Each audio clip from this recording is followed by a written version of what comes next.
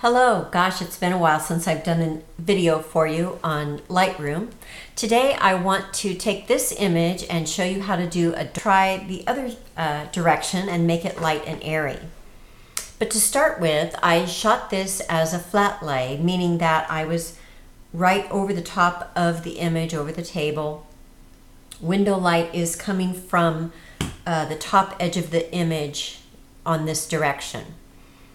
So the first thing I want to do is apply my preset called Gently. Gently allows a little bit of desaturation and a little bit of clarity and a few other things. I just like the effect that it has on so many of my images. The other thing that I can see right away is that this image was a little bit underexposed right to begin with. So I want to increase the exposure quite a bit, although not too much because we're going for dark and moody. And then I'm going to bring the blacks down a little bit, both on the tone curve and on the slider. There.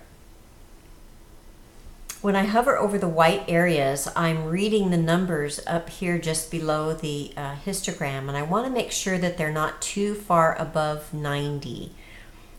Anything above 90 will not print well, and if I want to print this image, I want some detail in the whites, and so I'm checking all the areas that might have highlights just to make sure that there is plenty of data there for printing, and that looks good.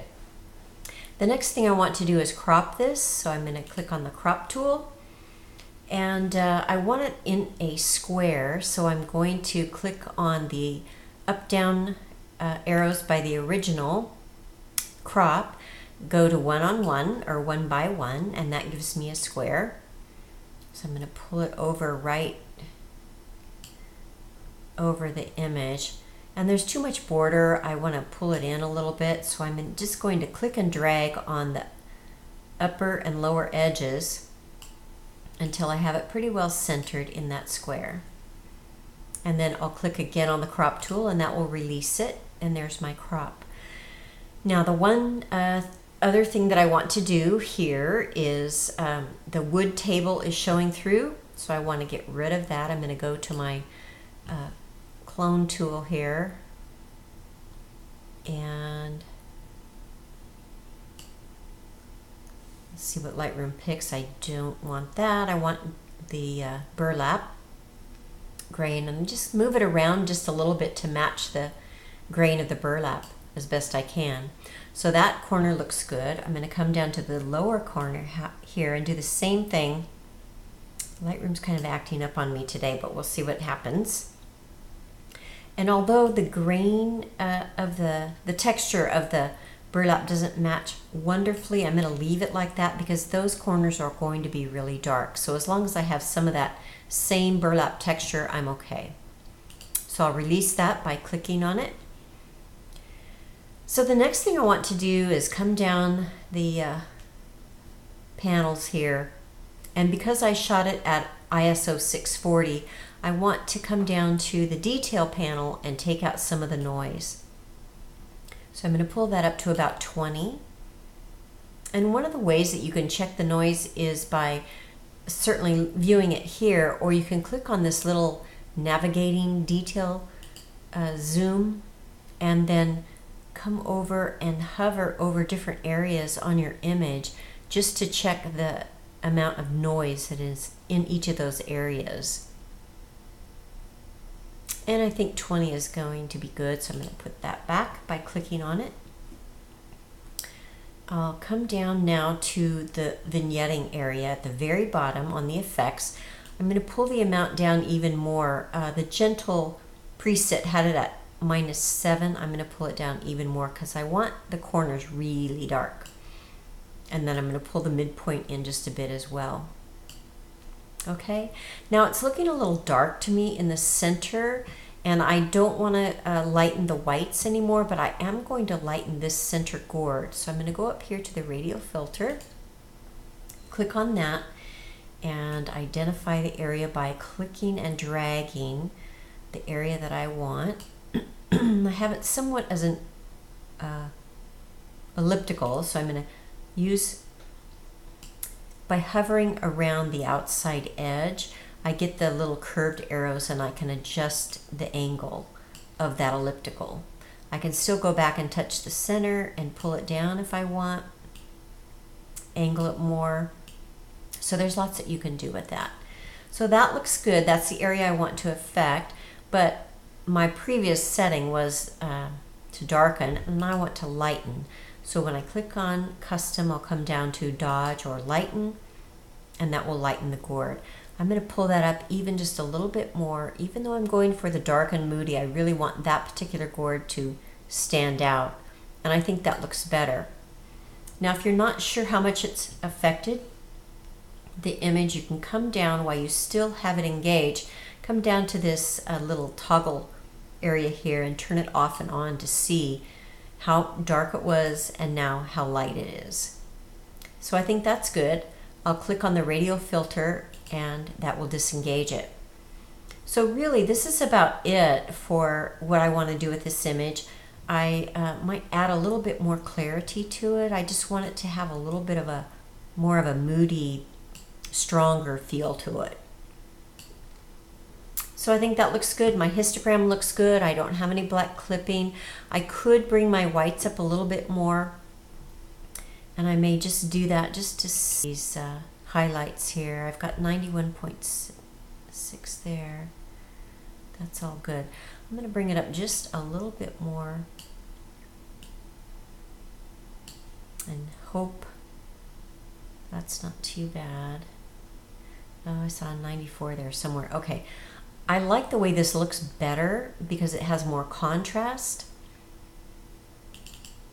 but those little gourds are too bright, so I'm going to use my brush, come to custom, go to darken, pull down the whites a little bit, pull down the highlights a little bit, and brush that over just on these areas where the gourds might have a little too much light on them and not print well. Okay, so now I can still hover with the center of my brush. It will still read the numbers for me, so that's good. I'm at 89 there, 90.7. That's probably okay. So that's good. I'm happy with the histogram. I've got plenty of contrast. It's dark and moody, but I still have plenty of lights. So I think that's good. So there's my dark and moody image. And I'll show you where we started and where we ended. The before and after. Okay, I'm going to do the exact, well, almost the exact same steps for my light and airy image. I'm going to keep gentle, keep the exposure,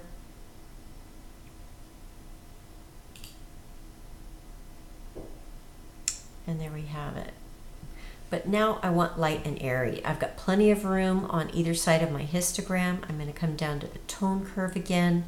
I'll leave the blacks where they are, but leave the whites also. But I'll come up here and pull up the highlights and the whites, because I really do want it very light and airy. Shadows will come way up, and even the blacks will come way up on the sliders. You can see that the tone curve has stayed the same, but the sliders have moved the histogram. Okay, so a little more up on the blacks. I want to get rid of the really black areas in the shadows there, so I'll pull up the shadows and the blacks both. I really don't want it to have a matte finish, but by pulling those blacks up, it is going to have a little bit of a matte to it.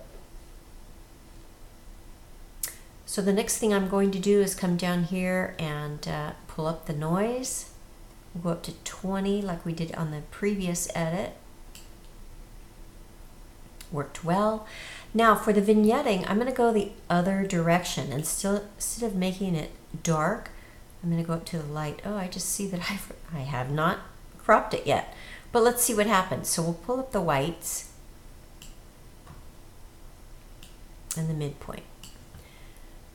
Now let's crop and see what happens with that.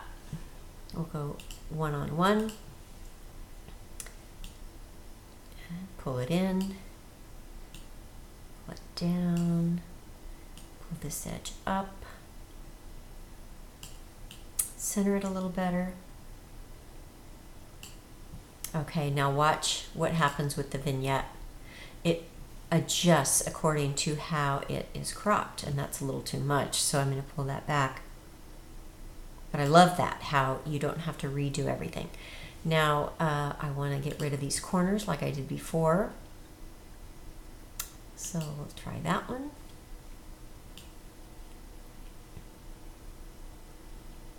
And that looks good. Come down here and just get this edge. And pull that down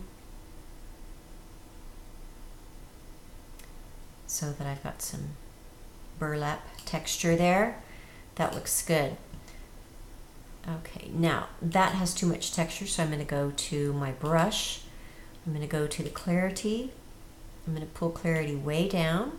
I'm also going to dehaze the, actually add haze, so I'm going to pull it to the left, -8, and I'm going to brush over that area. I'm also going to pull down the contrast and pull up the shadows and see if that doesn't help blend it just a little bit better. Once you have the area, the mask identified, it really is helpful to see exactly what you've got, and I'm in the right areas, so I'm going to keep working on that. I'll pull the blacks up a little, maybe not that much. I'm going to add a little here too, just to kind of blend it in. Okay, I'll click on the brush to release it, and I have just a little tiny bit of room on the histogram on the white side. I'm going to pull up the exposure a little bit more because I really want it as bright as I can get it. Now I need to darken the whites on the gourds because they are about to clip. So I'll go back to the brush, darken, pull down the whites, pull down the highlights, and go over these areas on the gourds that really are catching a lot of the window light that I had. Okay, now let's check the numbers. 91 needs a little bit more, so I'm going to go back up here and click on new. It'll give me a new brush with the same settings, so I can come back and go over these same areas again just to make sure that the whites are not going to clip, and they'll print well for me. Excuse me. Okay, what else? I think that's good. So here's the before and after. Oh, there we go. This is the original without any edit. Here is the after. So there you have it. 2 ways to edit the same image that we started with. A bit underexposed, and if you have any questions, please write them in the comments and I will try to get back to you. So thank you for watching, and I will see you next time.